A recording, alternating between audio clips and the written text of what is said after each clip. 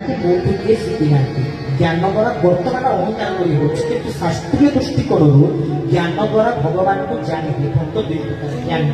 ଯେ ଭଗବାନଙ୍କୁ ଜାଣିଛନ୍ତି ସେ ଜ୍ଞାନୀ ଆଉ ଅମାନି ଅମାନି କିଏ ଯାହାର କେତେବେଳେ ମାନ ସମ୍ମାନର ଆବଶ୍ୟକତା ନଥାଏ ଠାକୁରଙ୍କୁ ଯାଇକି ମାନ ସମ୍ମାନ ମାଗିବ ପ୍ରଭୁ ମୋର ମାନ ଦରକାର ମୋର ସମ୍ମାନ ଦରକାର ନା ନା ନା ଠାକୁରଙ୍କର କେତେ ବଡ଼ ଆଶା ଆମକୁ ନେଇ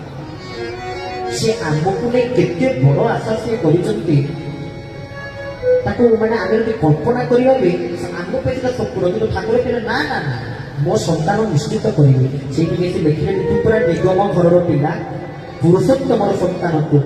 ନା ଆମେ କୋଉ ଘରର ପିଲା ଆମେ ନିଗମ ଘରର ନିଗମ ମାନେ କଣ ଜାଣିପାରୁଛନ୍ତି ତ ନିଗମ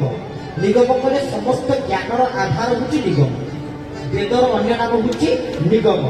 ବେଦ କଣ ସମସ୍ତ ଜ୍ଞାନର ଆଧାର ତେବେ ନିଗମକୁ ବେଦ ବୋଲି କୁହାଯାଏ ନିଗମ କହିଲେ ସମସ୍ତ ଜ୍ଞାନର ମୂଳ ହଉଛନ୍ତି ନିଗମ ତାମାନେ ଆମେ କୋଉ ଘର ପିଲା ଜ୍ଞାନ ଘରର ପିଲା ନିଗମ ଘରର ପିଲା ଠାକୁର ସେ ନେଇ କହିଲେ ତୁମେ ହଉଛ ଧନରେ ତୁ ପୁରା ନିଗମ ଘରର ପିଲା ସେ ପାଠ ପଢି ସାରି ତୁ ଏ ପାଠ ପଢୁଛୁ ତୋ ପାଇଁ ଏସବୁ କଷ୍ଟ ନୁହେଁ ଆମେ ସେ ଘର ପାଠ ପଢିକି ଆସିଛେ ବୋଲି କରିଛେ ତାକୁ ନହେଲେ କରିପାରିବା କଥା ତେଣୁ ସେ ଘର ପାଠଟା ଆମର ସରିଯାଇଛି ଆଉ ପାଠ କହିଲେ ଯେ ହିଷ୍ଟ୍ରି ବାୟୋଲୋଜି କେମିଷ୍ଟ୍ରି ପଢିଦେଲେ ପାଠ ହେଇକି ପାଠ କହିଲେ କଣ ପା କହିଲେ ପାଦ ଆଉ ଠ କହିଲେ ମସ୍ତିଷ୍କ ମୁଁ ଯୋଉ ପର୍ଯ୍ୟନ୍ତ ପାଦଠୁ ମସ୍ତିଷ୍କ ପର୍ଯ୍ୟନ୍ତ ମୋର ସଦୁପଯୋଗ କରିପାରି ନାହିଁ ମୁଁ ସେ ପର୍ଯ୍ୟନ୍ତ ପାଠ କଣ ଜାଣିନି ପାଠର ମହତ୍ଵ କଣ ବୁଝି ନାହିଁ ଲୋକ ପାଠ ପଢୁଛନ୍ତି କିନ୍ତୁ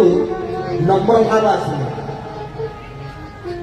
ପାଠ ପଢିକି ଉଚ୍ଚ ଶିକ୍ଷିତ ହଉଛନ୍ତି ବଡ ବଡ ଆସନରେ ବସୁଛନ୍ତି କିନ୍ତୁ ନମ୍ର ଭାବ ତାଙ୍କର ଆସୁନାହିଁ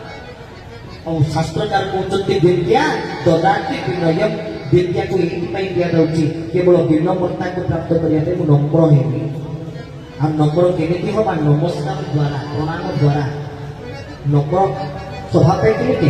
ଯଦି ଗୁଣ୍ଡ ନେଇଯାଉଛି ତାହେଲେ ଜାଣିବି ଏ ପାଖରେ ନମ୍ରତା ଅଛି ଆଉ କେମିତି ପ୍ରଣାମ କରିବା ନମସ୍କାର କେମିତି କରିବା ଯେତେ ଶାସ୍ତ୍ର ପୁରାଣ ଆପଣ କୁହନ୍ତୁ ସବୁ ଆରମ୍ଭ ହେଇଛି କେମିତି ଭାଗବତ ନମୟ ନୃସିଂହଚରଣ ରାମଚରିତ ମାନସ ବର୍ଣ୍ଣନା ମତସଂଜ୍ଞାନ ରସନାଞ୍ଚ ସାମପି ମଙ୍ଗଳାନାଂ ଚକ୍ରତାର ବନ୍ଦେ ବାଣୀ ବିନାୟକ ନମସ୍କାର ସବୁ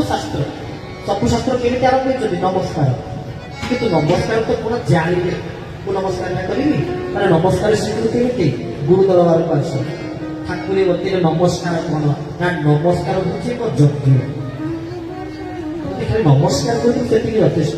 ଆଜିକାଲି ନମସ୍କାର ତ ମତେ ଦେଖିଲେ ହସ ଲାଗୁଛି ଯେମିତିଆ ନମସ୍କାର ସବୁ କରୁଛନ୍ତି ମାନେ କାଉ ପାରା ହାଇକିଲା ଭଳିଆ ନମସ୍କାର କରିଦେବା ଯେମିତି କରିବା କଥା ନମସ୍କାର ଆଉ ତ କେତେକ ବାଇକରେ ଯାଉଥିବେ ସାଇକେଲରେ ଯାଉଥିବେ ନମସ୍କାର ଖାଇଦେବେ ଆଜିକାଲି ନମସ୍କାର ଇଏରା ନମସ୍କାର ଆଉ